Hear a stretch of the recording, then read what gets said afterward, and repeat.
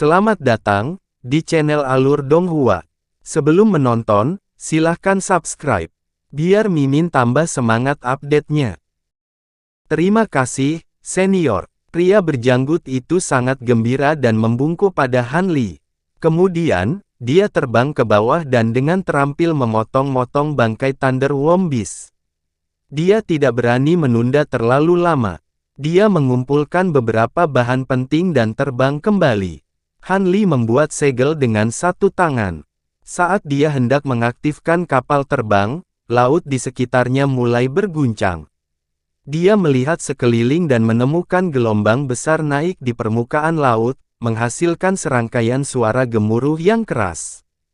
Pada saat yang sama, beberapa ratus mil jauhnya, asap tebal mengepul dari pulau tak berpenghuni. Aliran lava merah yang tebal melesat ke langit. Mu Sue dan dua lainnya terkejut saat melihat ini. Namun, ketika mereka melihat ekspresi tenang Han Li, mereka saling memandang dan tidak berani mengatakan apapun. Ekspresi Han Li tidak berubah, tapi jantungnya berdetak kencang. Dia telah melihat tsunami, gempa bumi, dan bencana alam lainnya dalam perjalanannya ke Pulau Blackwing. Meskipun situasi seperti itu pernah terjadi di Laut Blackwing sebelumnya, mereka tidak sesering sekarang. Dia menggelengkan kepalanya dan menarik pandangannya. Kemudian, dia melambaikan tangannya dan membentuk segel tangan. Perahu terbang King Yuan sedikit bergetar. Kemudian, itu bersinar terang. Bulu spiritual yang masih muda di kedua sisi kapal terbang tiba-tiba tumbuh beberapa kali lebih besar dan berubah menjadi sayap hijau panjang. Kapal terbang itu melintas dan berubah menjadi pelangi hijau panjang. Itu melesat ke depan dengan kecepatan kilat dan menghilang tanpa jejak dalam sekejap mata. Apakah kamu tahu bagaimana situasi di Pulau Blackwing? Apakah pertempuran dengan Pulau Bulu Hijau masih berlangsung? Han Li bertanya dengan santai sambil mengemudikan kapal terbang. Senior, pertempuran antara Blackwing Island dan Green Feather Island telah berhenti sejak perubahan terjadi di laut, kata Mu Sue. Apakah perubahan yang Anda sebutkan mengacu pada tsunami dan letusan gunung berapi? Han Li mengangkat alisnya dan bertanya. Iya, Mu Sue mengangguk. Han Li mengangguk sambil berpikir ketika mendengar ini. Setelah itu, dia tidak mengatakan apa-apa lagi. Mu Sue dan dua lainnya secara alami tidak berani berbicara dengan santai. Mereka melanjutkan perjalanan dalam diam. Dengan kecepatan kapal terbang King Yuan, mereka tiba di kota Blackwing dalam waktu singkat dan berhenti di suatu tempat di luar kota. Senior, terima kasih telah menyelamatkan hidup kami. Bolehkah saya tahu nama Anda? Kami pasti akan mengukirnya di hati kami, kata Mu Sue dan dua lainnya dengan rasa terima kasih saat mereka terbang turun dari perahu roh.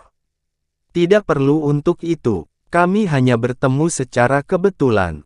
Kalian bisa pergi. Ingat, meskipun kultivasi itu penting, kamu hanya memiliki satu kehidupan, kata Han Li dengan ringan.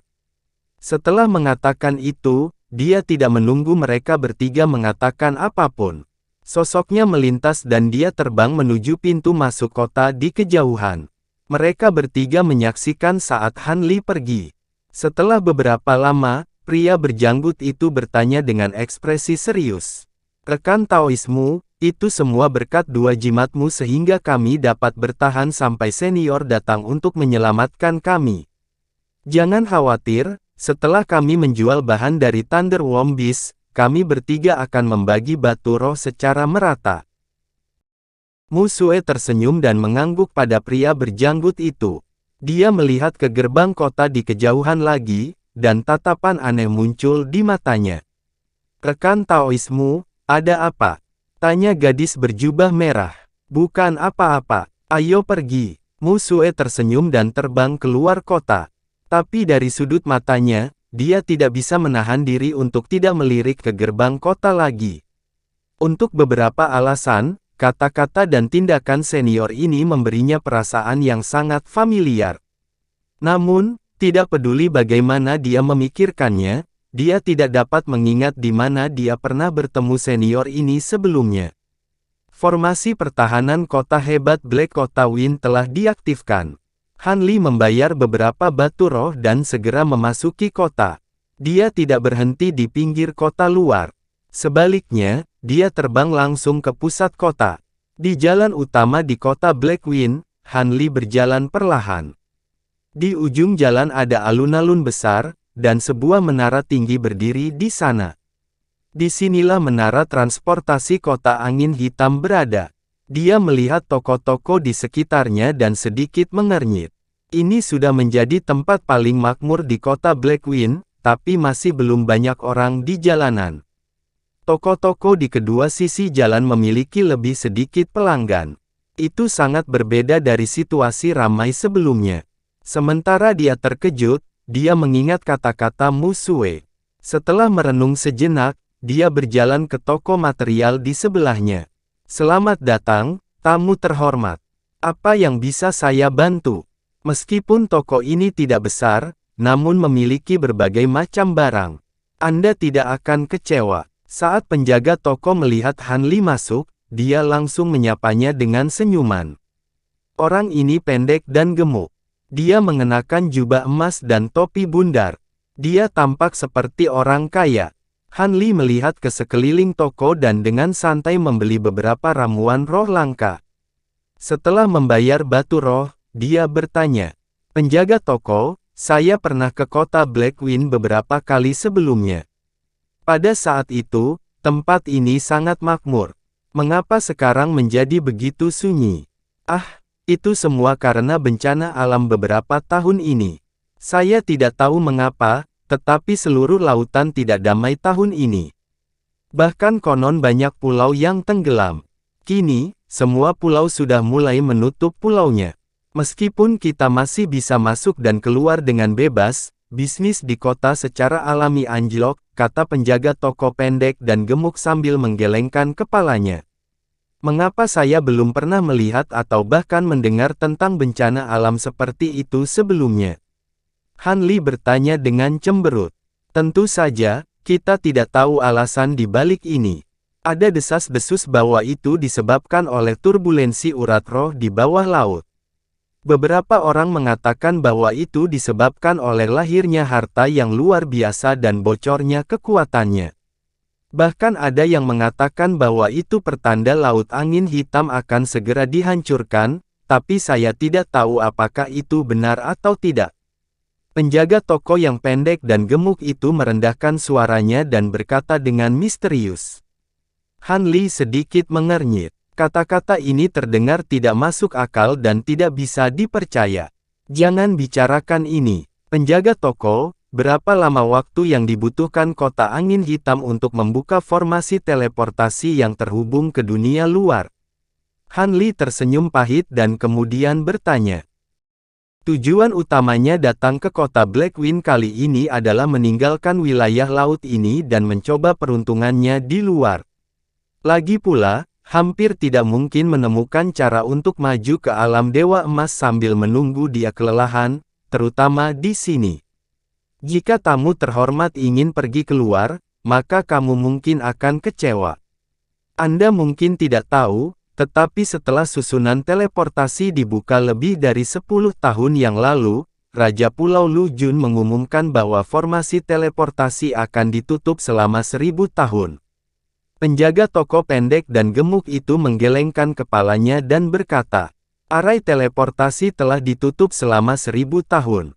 Mengapa teleportasi tiba-tiba tertutup?" Wajah Han Li tenggelam ketika dia mendengar ini dan bertanya, "Raja Pulau Lu tentu saja punya alasannya sendiri." Penjaga toko pendek dan gemuk itu merentangkan tangannya dan berkata, "Terima kasih, selamat tinggal." Han Li mengerutkan kening, lalu menangkupkan tangannya ke penjaga toko yang pendek dan gemuk, berbalik dan berjalan keluar. Dia keluar dari toko, berjalan di jalan sebentar, dan berjalan ke toko lain. Meskipun dia merasa bahwa penjaga toko yang pendek dan gemuk itu tidak akan membohonginya, dia harus memastikan hal ini lagi. Segera, dia berjalan keluar lagi dengan ekspresi jelek di wajahnya. Dia berbalik dan berjalan ke toko lain. Setengah jam kemudian, Han Li berdiri diam di jalan. Dia telah menanyakan lebih dari selusin toko, besar dan kecil, dan berita yang didapatnya sama. Arai teleportasi tidak akan dapat digunakan dalam waktu singkat, dan Lu Jun tidak memberikan alasan apapun. Dia tiba-tiba memberi perintah ini. Wajah Han Li suram. Setelah berdiri sejenak, sosoknya tiba-tiba terbang keluar, namun terbang ke arah rumah Raja Pulau. Tidak banyak perubahan di dekat istana Raja Pulau. Ada banyak bangunan hitam, seperti binatang raksasa hitam bercokol, memancarkan aura yang menakjubkan. Semua bangunan dicakup oleh berbagai batasan, dan batasan ini terhubung satu sama lain. Pembatasan ini lebih besar dari sebelumnya, mekar dengan cahaya menyilaukan, membentuk serangkaian bola cahaya besar, dan tidak mungkin melihat situasi di dalam dari luar. Aula jimat di depan rumah Raja Pulau masih berdiri di sana, tetapi hanya ada beberapa sosok kultivator di aula saat ini. Itu tampak kosong, sama sekali berbeda dari situasi ramai sebelumnya. Di depan aula jimat, Han Li berhenti dan melihat ke arah rumah Raja Pulau. Sepertinya tidak ada yang aneh di sini, tapi ada beberapa lapisan mata-mata yang mengawasi di tempat terbuka dan gelap. Indera ilahi, terang dan gelap, terjalin, menjaga siapapun yang mendekat. Itu beberapa kali lebih ketat dari sebelumnya. Han Li terkejut dan masuk ke aula jimat. Keamanan di sini sangat ketat. Jelas, itu tidak sesederhana bencana alam yang tidak normal di laut. Saat dia melangkah ke aula, ada dua cahaya yang terbang dari langit yang jauh. Dalam sekejap mata, mereka mendarat di depan istana Raja Pulau. Cahaya memudar, mengungkapkan dua sosok. Salah satunya adalah seorang wanita muda berusia 30-an. Meskipun dia mengenakan jubah Tao dan terlihat seperti biksu, dia tidak bercukur dan anggun. Pendamping wanita itu adalah pria berjubah putih. Dia membawa pedang panjang di punggungnya dan memiliki tatapan tajam.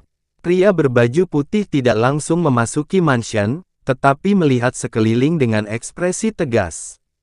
"Penatualu, ada apa?"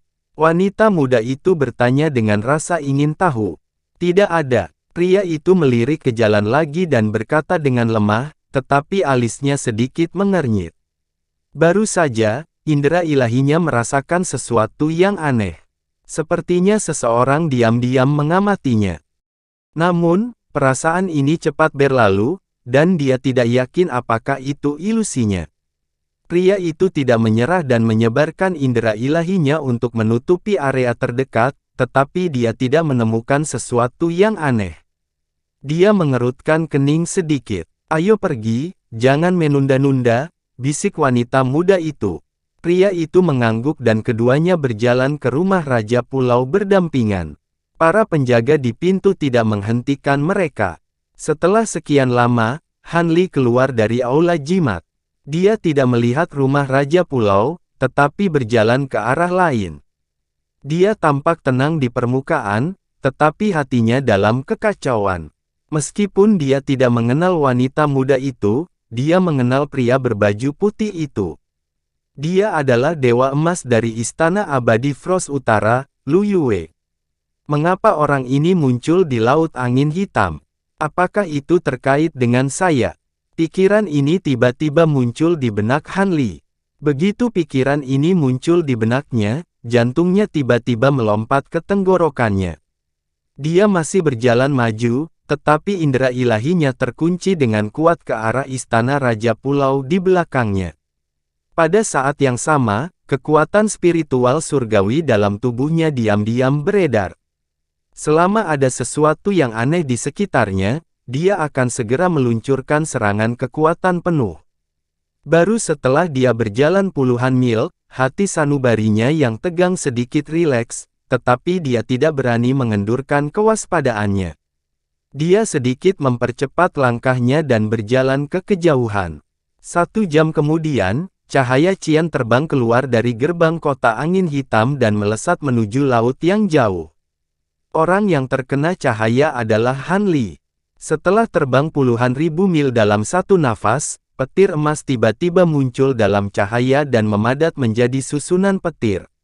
Rune emas yang tak terhitung jumlahnya melompat ke dalam.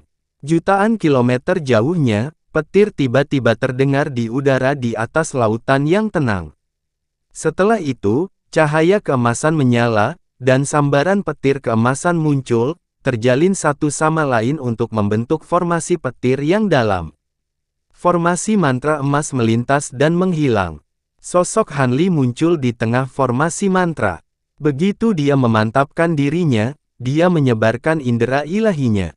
Setelah memastikan bahwa tidak ada yang luar biasa dalam radius 10.000 mil, dia santai dan berbalik untuk melihat ke arah Pulau Blackwing. Matanya berkilat. Lu Yue pasti datang ke Laut Blackwing untuk tujuan lain, dan kemungkinan besar dia tidak akan menemukannya. Meskipun dia diinginkan oleh Istana Abadi Beku Utara, bagaimanapun juga dia hanyalah seorang dewa sempurna. Tidak mungkin mereka akan mengirim Dewa Emas untuk menghadapinya. Meski begitu, Han Li tidak berani menurunkan kewaspadaannya sedikit pun.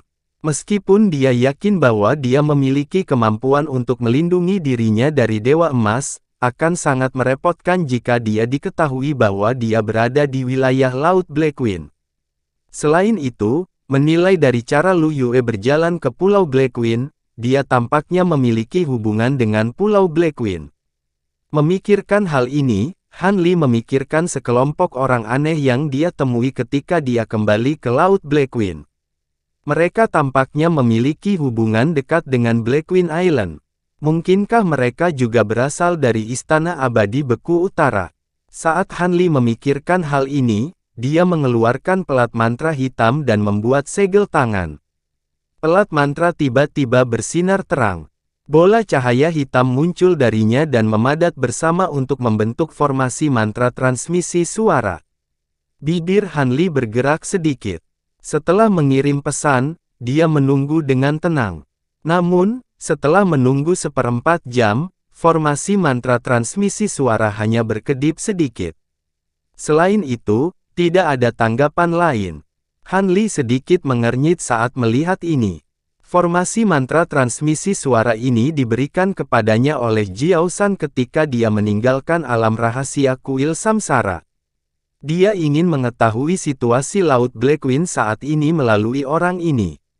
Namun, orang ini sepertinya tidak menanggapi pesannya sama sekali.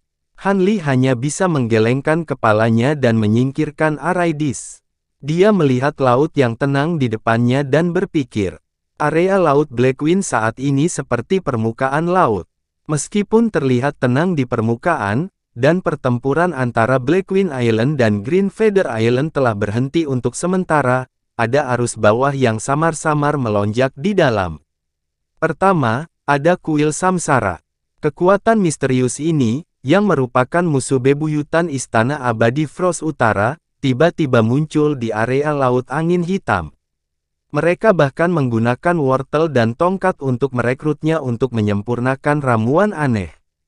Dia tidak tahu apa yang mereka rencanakan. Sekarang, orang-orang dari Istana Abadi Frost Utara juga muncul di sini. Selain itu, mereka memiliki hubungan yang tidak diketahui dengan kekuatan terbesar di wilayah laut ini, Pulau Angin Hitam. Tidak ada untungnya terus bertahan dalam situasi kacau seperti itu. Lebih baik meninggalkan tempat ini secepat mungkin. Namun, formasi teleportasi yang menghubungkan Pulau Blackwing ke dunia luar telah ditutup. Jika dia ingin pergi, dia harus menyeberangi Desolate Gale Island. Dengan kekuatan indera spiritualnya dan dukungan dari air Frozen Pearl, dia yakin bisa menghadapinya. Ngomong-ngomong, dia sedikit penasaran dengan situasi di kedalaman Desolate Gale Island. Itu adalah waktu yang tepat untuk menjelajahinya. Setelah mengambil keputusan, Han Li menghela napas ringan. Tubuhnya bersinar dengan cahaya biru. Dia akan terbang keluar, tetapi kemudian tubuhnya berhenti dan dia menoleh untuk melihat ke satu arah. Setelah sedikit berpikir, cahaya biru muncul di tubuhnya. Dia berubah menjadi pelangi biru dan terbang ke arah itu. Saat ini, di aula yang dalam di rumah Raja Pulau di kota Blackwing. Aula itu lebarnya hanya 4 atau 5 kaki, tetapi dalamnya 20 atau 30 kaki. Itu sangat redup. 2 baris rak kayu ditempatkan di sisi kiri dan kanan aula. Lilin merah menyala di rak, memancarkan semburan aroma aneh. Cahaya lilin yang redup tidak bisa menerangi aula yang gelap. Sebaliknya, itu membuatnya terlihat lebih tenang. Di ujung aula ada platform 3 tingkat. Seorang pria berjubah putih duduk di kursi utama peron. Itu adalah Xiao Jinhan. Matanya tertutup, seolah-olah dia sedang berkultivasi. Gumpalan kabut hitam keluar dari tubuhnya dan menyebar hingga jarak 10 kaki di sekelilingnya. Aura aneh menyelimuti seluruh aula, membuat orang sulit bernapas. Seolah-olah binatang tak terlihat sedang berjalan di aula. 2 orang berdiri di bawahnya. Itu adalah Lu Yue dan wanita muda itu. Ekspresi mereka sangat hormat. Keringat terlihat di dahi mereka, tetapi mereka tidak mengganggunya. Setelah beberapa lama, Xiao Jinhan membuka matanya. Kabut hitam di sekelilingnya segera memasuki tubuhnya, dan aura aneh di aula menghilang. Lu Yue dan wanita muda itu santai dan meluruskan tubuh mereka. Bagaimana hasilnya? Xiao Jinhan bertanya. Yakinlah, Master Istana, semuanya telah dilakukan sesuai dengan instruksi Anda. Formasi 8 kehancuran juga telah diperkuat. Pintu masuk tidak akan dirasakan oleh Istana Changliu atau Sekte Fuling, jawab Lu Yue dengan hormat. Musuh utama kita adalah kuil samsara. Mata Xiao Jinhan menyipit. Kilatan petir melintas di matanya. Iya, orang-orang dari kuil samsara mungkin berlarian seperti lalat tanpa kepala. Mereka tidak memiliki cara untuk menemukan pintu masuk yang sebenarnya. Lu Yue merasakan tekanan tak berujung menyelimutinya. Wajahnya langsung menjadi pucat dan dia berkata dengan tergesa-gesa. Kamu harus berhati-hati. Jangan membuat kesalahan. Xiao Jinhan mengangguk puas dan berkata dengan suara rendah. Yakinlah, Tuan Istana. Lu Yue segera berkata. Ekspresi Xiao Jinhan santai. Dia melambaikan tangannya. Lu Yue dan wanita muda itu membungkuk dan pergi. Hanya ketika mereka jauh dari aula barulah mereka bersantai. Kultivasi Master Istana menjadi semakin tak terduga. Selama operasi ini berjalan lancar, negara bagian Taiyi tidak akan jauh, kata wanita muda itu. Karena itu, operasi ini hanya bisa berhasil. Kegagalan tidak diperbolehkan, kata Lu Yue perlahan. Tentu saja saya tahu. Wanita muda itu segera mengangguk. Keduanya dengan cepat berjalan pergi dan menghilang ke kejauhan. Di sebuah paviliun jauh, 2 sosok berdiri di dekat jendela, memperhatikan Lu Yue dan wanita muda itu pergi. Itu adalah Lu Jun dan Lu Yuqing. Ayah, kali ini kediaman abadi, bibir Lu Yuqing bergerak. Ekspresi Lu Jun berubah. Dia dengan cepat memelototi Lu Yuqing dan menghentikannya. Dia menutup jendela dan berjalan ke kedalaman paviliun. Lu Yuqing diam-diam menjulurkan lidahnya dan mengikuti di belakang. Lu Jun berhenti di sebuah ruangan di kedalaman paviliun. Dia melambaikan kedua tangannya dan membentuk mantra. Serangkaian segel muncul di sekitar ruangan. Setidaknya ada 8 lapis, membungkus rapat ruangan di dalamnya. Tangan Lu Jun menamparkan sebagian dinding. Dengan suara retak, dinding terbelah, memperlihatkan sebuah pintu rahasia. Keduanya masuk dan pintu rahasia segera ditutup. Di belakang pintu rahasia ada sebuah ruangan kecil. Dindingnya dibangun dengan batu kristal hitam, memancarkan lapisan cahaya hitam. Begitu mereka memasuki ruangan, seolah-olah mereka telah memasuki ruang lain, benar-benar terisolasi dari dunia luar. King R. Saya sudah memberi tahu Anda berkali-kali bahwa orang-orang itu memiliki kultivasi yang sangat tinggi. Tidak ada yang tahu tingkat apa yang telah dicapai oleh indera ilahi mereka. Anda harus memperhatikan setiap kata dan tindakan. Di seluruh mansion Tuan Pulau, saya takut hanya ruang gelap ini yang relatif aman, kata Lu Jun dengan suara berat. Ya saya mengerti. Lu Yuqing mengangguk. Ekspresi Lu Jun santai. Dia menepuk pundak Lu Yuqing dengan penuh perhatian dan duduk di meja di ruangan itu. Ayah, Pulau Blackwing kami telah bekerja keras untuk Istana Abadi Frost Utara selama ini. Untuk bertarung dengan Pulau Bulu Hijau, hampir setengah dari 36 pulau terluar telah menjadi reruntuhan. Sekarang Istana Abadi telah muncul, tidak bisakah Anda memberi kami tempat? Lu Yuqing bertanya dengan sedikit ketidakpuasan. Wajah Lu Jun berkedut. Dia berkata dengan getir, keberadaan seperti apa Istana Abadi Frost Utara? Pulau Blackwing kita tidak ada artinya di mata mereka. Wajah Lu Yuqing menjadi semakin marah saat mendengar ini. Lupakan saja, jangan berharap berlebihan. Aku hanya berharap setelah masalah ini berakhir, Istana Abadi Beku Utara akan memenuhi janji mereka dan tidak lagi mencampuri urusan area Laut Angin Hitam kita, desah Lu Jun. Setengah bulan kemudian, puluhan ribu mil jauhnya dari Pulau Wumeng, sosok Han Li muncul dari formasi petir. Dia menyapu pandangannya ke sekeliling dan terbang ke arah Pulau Wumeng. Setelah beberapa saat, kehampaan di dekat Pulau Wumeng melintas, dan sosok Han Li muncul. Dia melihat ke bawah ke Pulau Wumeng yang utuh dan sedikit santai. Tampaknya bencana alam yang aneh dan sering terjadi sebelumnya tidak mempengaruhi tempat ini. Seluruh pulau masih dalam keadaan terpencil, dan berbagai larangan masih beroperasi. Han Li merenung sejenak dan mengeluarkan gelang penyimpanan. Dia melambaikan tangannya dan cahaya hijau melilit gelang penyimpanan.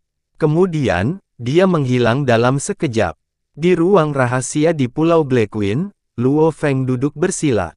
Tubuhnya dikelilingi oleh cahaya bening, yang berubah menjadi berbagai bentuk seperti asap. Dia tampaknya mengembangkan teknik rahasia. Pada saat ini, bola hijau muncul di depannya. Ada gelang penyimpanan di dalamnya. Cahaya hijau menghilang, dan gelang itu jatuh ke tanah. Cahaya hijau di tubuh Luo Feng bergetar dan kemudian menghilang sama sekali. Dia membuka matanya. Dia sedikit terkejut ketika melihat gelang penyimpanan di tanah. Saat ini, dia mendengar suara Han Li. Selama 100 tahun yang tersisa, teruslah menyegel pulau itu dan memulihkan diri. Iya, Luo Feng buru-buru berdiri dan dengan hormat menangkupkan tinjunya. Namun, selain suara sebelumnya, tidak ada suara lain. Luo Feng menunggu beberapa saat sebelum mengambil gelang penyimpanan di tanah. Dia melepaskan indera spiritualnya ke dalamnya, dan wajahnya langsung menyala. Ada sejumlah besar batu roh dan material di gelang penyimpanan. Itu cukup untuk digunakan Pulau Wumeng selama ratusan tahun. Pada saat ini, Han Li telah tiba di tempat di mana inkarnasi Dewa Bumi berkultivasi. Dia mengambil jalan memutar kembali ke Pulau Wumeng untuk memeriksa situasi di pulau itu. Alasan terpenting adalah untuk mengambil air berat yang telah disempurnakan oleh inkarnasi Dewa Bumi selama bertahun-tahun. Sosok Han Li melayang di udara saat dia melihat ke bawah ke pusaran air besar yang bergemuruh di permukaan laut. Jejak keheranan melintas di matanya.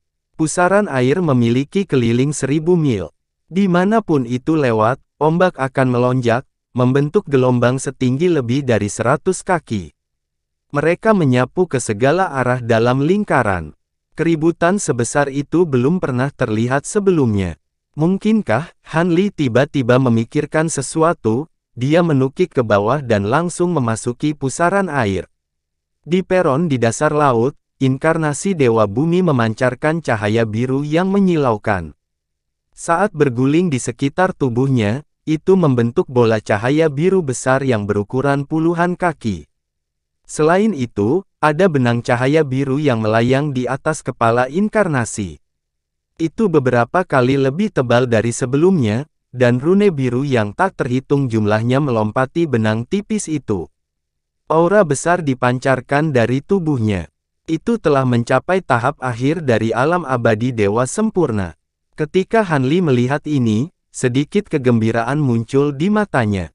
Inkarnasi ini telah mencapai puncak tahap tengah alam dewa sempurna.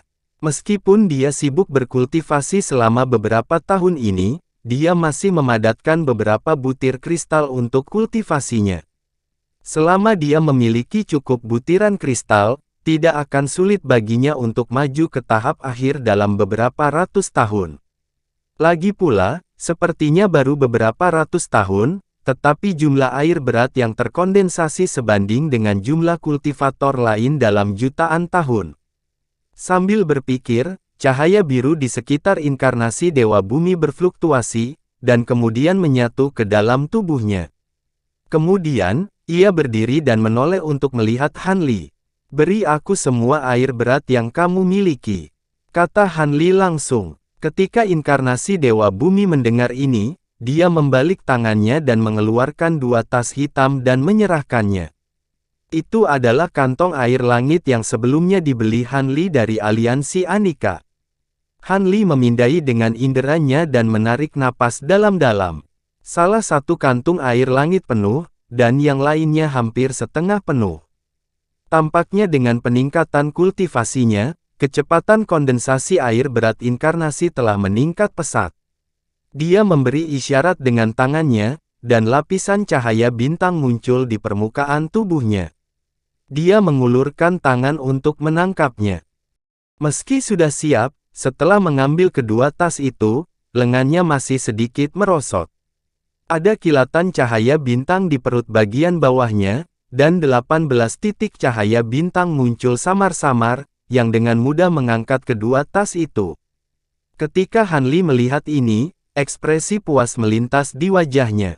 Kedua kantong air berat ini, selain kantong sebelumnya, sudah cukup untuk berperan dalam pertempuran. Dia menyingkirkan kedua kantong air langit, lalu membalik tangannya dan mengeluarkan 3 kantong kosong. Dia menyerahkan kepada inkarnasi Dewa Bumi, dan menginstruksikannya untuk terus memadatkan air berat. Setelah itu, dia tidak tinggal di sini lebih lama lagi, dan terbang ke kejauhan. Setelah terbang dalam jarak tertentu dan tidak menarik terlalu banyak perhatian, dia segera menggunakan formasi guntur untuk bergegas. Formasi teleportasi kayu penangkap petir kebetulan sedang dalam perjalanan ke Pulau Wumeng, dan dia sudah mengumpulkannya. Setengah bulan kemudian, di suatu tempat di perbatasan Laut Angin Hitam, sinar hijau terbang dari jauh, dan sosok Han Li muncul. Di depannya adalah zona angin desolate, dan ada angin dingin hitam di mana-mana, menghubungkan langit dan bumi, dan dapat menumbangkan gunung dan menjungkirbalikkan laut. Han Li melirik angin dingin yang tak ada habisnya di depannya, dan membalik tangannya untuk mengeluarkan manik beku udara. Kemudian, dia terjun ke angin dingin yang tak ada habisnya. Angin dingin di sekitarnya segera melonjak, tetapi setelah dilemahkan lebih dari setengahnya oleh manik beku udara, secara alami tidak banyak berpengaruh padanya.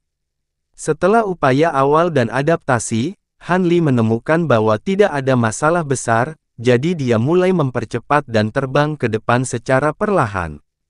Karena halangan ki spiritual langit dan bumi di tempat ini, pengisian kembali kekuatan spiritual surgawi sangat terpengaruh. Oleh karena itu, sebelum datang ke sini, dia telah menghabiskan banyak batu inti surgawi untuk membeli sekumpulan ramuan pemulihan dari aliansi Anika. Dia sangat siap. Waktu berlalu dengan lambat, dan dalam sekejap mata, Han Li telah maju dalam Desolate Wind yang luar biasa selama 4 atau 5 hari. Kedalaman Desolate Wind di area ini jauh melebihi ranah rahasia Istana Samsara. Desolate Wind di sekitarnya tidak lagi dalam keadaan terpencar. Sebaliknya, itu telah berkumpul bersama dan berubah menjadi pilar angin hitam besar yang tingginya ratusan kaki. Pilar angin besar bergegas mendekat. Meskipun kekuatannya sangat berkurang setelah memasuki jangkauan riak yang dipancarkan oleh manik beku udara, kekuatan pilar angin masih luar biasa, hampir sebanding dengan pukulan penuh dari seorang kultivator tahap Grand Ascension. Pada saat ini, seluruh tubuh Han Li bersinar dengan cahaya perak, mengembun menjadi lapisan film polaritas sejati yang tembus cahaya di permukaan tubuhnya. Naga angin membombardirnya dengan ganas, tetapi langsung runtuh dan menghilang. Dia tidak mempercayai kekuatan angin dingin, Tetapi ada suara melolong aneh yang keluar dari mulut naga angin ini, yang mengguncang jiwa dan 10 kali lebih kuat daripada saat dia baru saja memasuki angin desolate. Meskipun suara-suara aneh ini juga dilemahkan lebih dari setengahnya oleh air frozen bed, mereka masih jauh dari aslinya. Karena itu, Han Li harus melambat dan mulai mengaktifkan kultivasi jiwa untuk melawan, sehingga dia bisa menahannya. Pada saat ini, seluruh tubuhnya berubah menjadi pita hitam, seperti perahu kecil, melaju ke depan dalam angin dingin yang tak berujung.